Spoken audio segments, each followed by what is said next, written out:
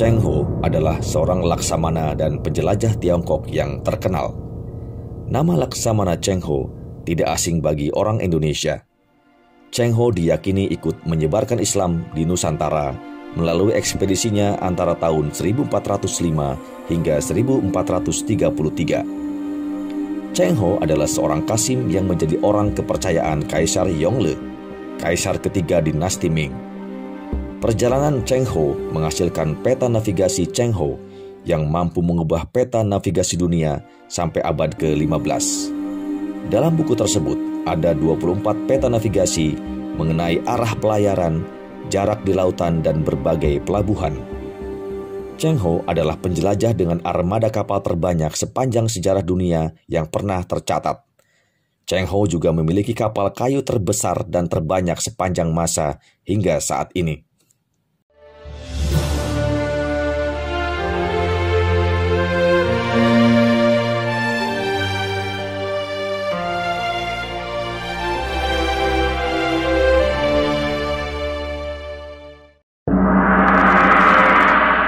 Cheng Ho memiliki nama asli Ma He, berasal dari provinsi Yunnan. Cheng Ho adalah putra kedua dari Ku Ma Kong Musiming, seorang muslim dari Yunnan yang telah menunaikan ibadah haji. Cheng Ho adalah keturunan suku Hui, campuran Mongol dan Turki, suku bangsa yang secara fisik mirip dengan suku Han, tapi mayoritas beragama Islam. Ketika pasukan Ming menaklukkan Yunnan, Cheng Ho ditangkap dan kemudian dijadikan seorang Qasim. Ketika tumbuh dewasa, Ma Ho membantu Cheng Chu merebut tahta dinasti Ming dari keponakannya, Kaisar Qianwen, pada tahun 1402. Upaya tersebut berhasil dan Cheng Chu menjadi Kaisar dinasti Ming dengan nama Kaisar Yunlou atau Yongle. Qianwen pun melarikan diri. Karena jasanya, Kaisar Yongle mengganti nama Ma Ho menjadi Cheng Ho.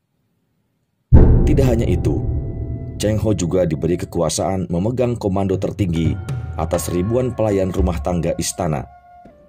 Kaisar Yongle mengubah diplomasi politik era Qianwen dari jalur darat menjadi jalur laut. Pada masa Kaisar Yongle, dilakukan pembangunan armada kapal untuk dinasti Ming. Sang kaisar menunjuk Longqiang sebagai lokasi tempat pembuatan mega proyek armada kapal dinasti Ming. Bahan kayu pembuatan kapal didapatkan dari pohon sekitar Sungai Min. Setelah melakukan persiapan matang, Kaisar Yongle menunjuk Laksamana Cheng Ho untuk memimpin ekspedisi jalur laut. Sebagai panglima komando diberikan pada Cheng Ho melalui sebuah dekret kerajaan dengan wakilnya yaitu Laksamana Muda Hyosin, Sekretaris Haji Ma Huan, dan Fei Xin, juru bahasa Arab Hasan, seorang imam pada bekas ibu kota Xin'an. Armada Cheng Ho terdiri dari 307 armada kapal laut, yaitu 62 kapal besar dan 245 kapal kecil. Mulai dari kapal bertiang layar 3 hingga bertiang layar 9. Ada 27.000 anak buah kapal yang ikut ekspedisi tersebut, yang terdiri dari perwira, prajurit, politisi, juru tulis, pembuat peta, tabib, ahli astronomi, ahli bahasa, ahli geografi, dan ahli agama. Ekspedisi pertama pada 11 Juli tahun 1405, Cheng Ho dan seluruh pasukannya berkumpul di Nanking, ibu kota Ming. Di kota Liuhe sebagai tempat persinggahan, semua armada dan pasukan dipersiapkan secara matang. Perjalanan mereka melewati muara Sungai Min menuju ke Champa atau Vietnam dan dilanjutkan ke Nusantara yang meliputi Jawa, Malaka, Aru, dan Samudra Pasai. Armada Cheng Ho juga sempat mengunjungi Sumatera. Laksamana Cheng Ho mengunjungi Majapahit yang ketika itu sedang terjadi perang saudara antara Wikramawardhana dan Bre Wirabumi yang dikenal dengan Perang Paregreg. Pasukan Majapahit Barat yang dipimpin Bre Tumapel, yaitu putranya Wikramawardhana, menyerbu Majapahit Timur. mereka berhasil menghancurkan dan menduduki istana. Dalam peristiwa perang kota dan perebutan istana, sebanyak 170 duta kekaisaran dinasti Ming, pengikut Cheng Ho yang sedang bertamu, ikut terbunuh. Bre Wirabumi berhasil melarikan diri dari istana dengan menggunakan perahu, akan tetapi ia berhasil ditangkap.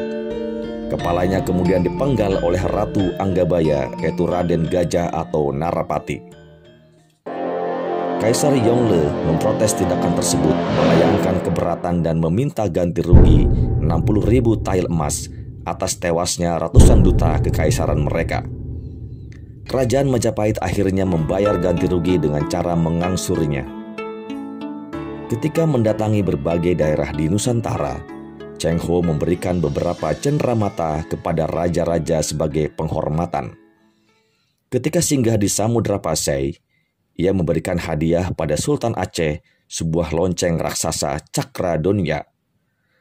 Tahun 1415, Cheng Ho berlabuh di Muara Jati, Cirebon, dan menghadiahkan beberapa cenderamata pada Sultan Cirebon, salah satunya sebuah piring keramik yang bertuliskan ayat kursi. Pada tahun 1407 di Selat Malaka, Cheng Ho mendapatkan serangan dari bajak laut Chen Chuyi di Palembang. Namun kekuatan armada Cheng Ho bisa mengatasi aksi para perompak.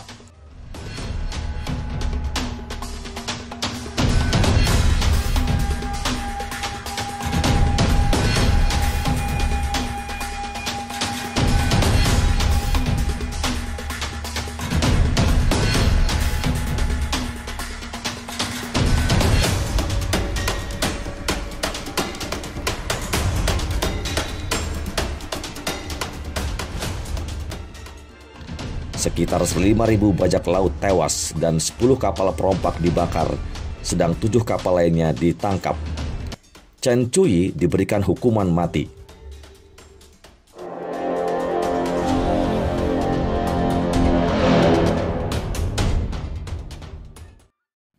Laksamana Cheng Ho kembali ke Tiongkok pada 2 Oktober tahun 1407.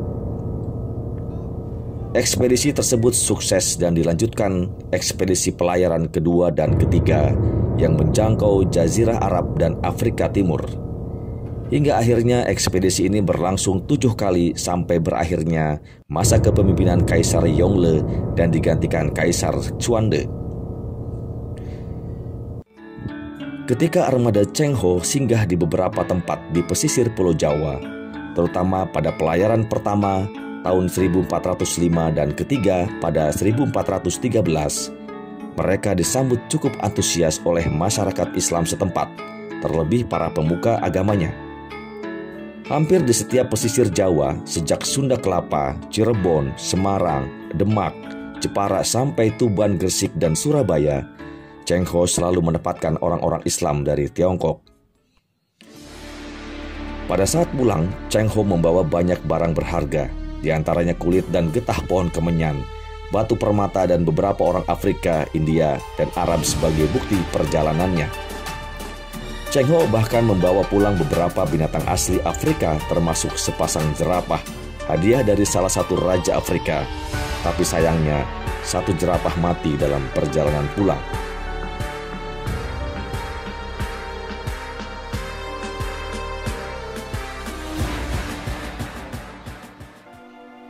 Cheng Ho meninggal pada tahun 1433.